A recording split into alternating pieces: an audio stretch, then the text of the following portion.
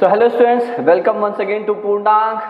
I expect you people to please like and subscribe the channel, like the video if actually it's helping you.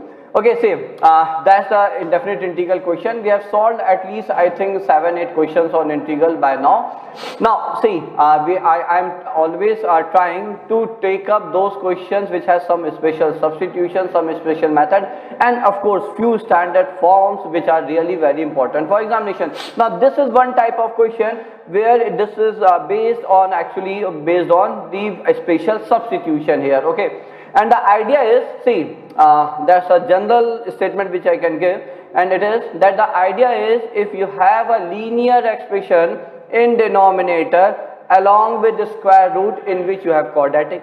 I am repeating. If you have a linear expression as a factor in denominator along with a square root of a quadratic, then what we do is we try to replace that linear expression by 1 upon new variable, the reciprocal of new variable. Now you people can say that where is it linear expression? It's x minus 3 whole cube. But look at it, it's a perfect cube.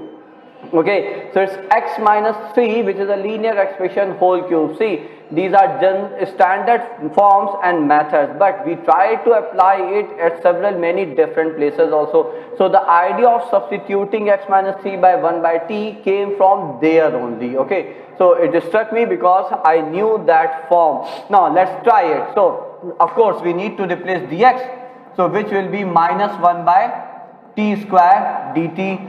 Now put these values here. Acha, before that you should observe that this is x minus 3 whole square plus 1. So why is it important? Because in that case we can replace this by 1 by t directly. Now let's do it.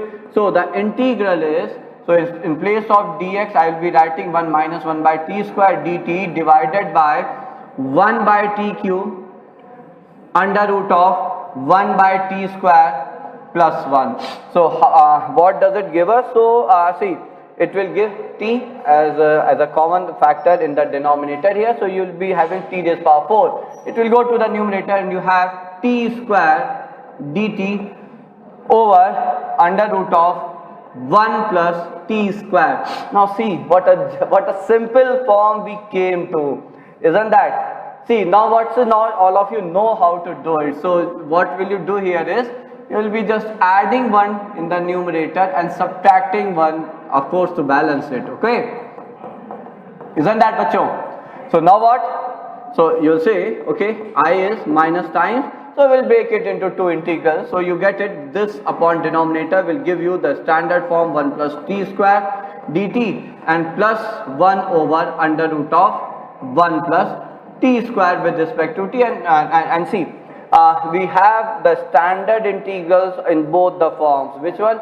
Under root of a square plus x square and integral of 1 upon the root of a square plus x square, and I expect you people to remember those results. Okay, so these are the results. So I will just tell you all, you need to remember integral of these standard forms bacho. They are really very important. It may happen many times that while solving an integral, at last you came down to these form here. Okay, similarly you have form for denominator also. So same 3 forms, denominator and denominator also you have. So you can have it like this one. Okay, so you need to learn, you need to remember them. Similarly you have this one also. So that's direct integral of tan inverse x by a, 1 by a common, so that you can do. And this is like x square minus a square, which you can integrate with the help of partial fraction also. But my point is you need to learn and remember all these 8-9 standard integrals at any cost bacho. Okay,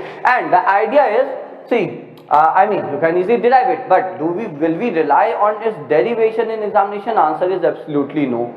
But during practice, see, what you can do is, so the basic trigonometric substitution help us, like for any form x square plus a square, whether it is within square root, whether even it is within any function, log function, cube root, anything, whenever you come across such an expression, you can always try this substitution, x is equal to a tan theta. Similarly, when you come across x square minus a square, you can try the substitution x is equal to a sec theta.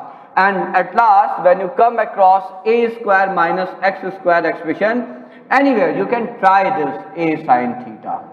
Okay, so using these substitutions, actually we derive the integral of all these 6 plus this 7th and this 8. We derive the integral of all these integrals with the help of these trigonometric substitutions. So as I said, I expect you people to remember these integration.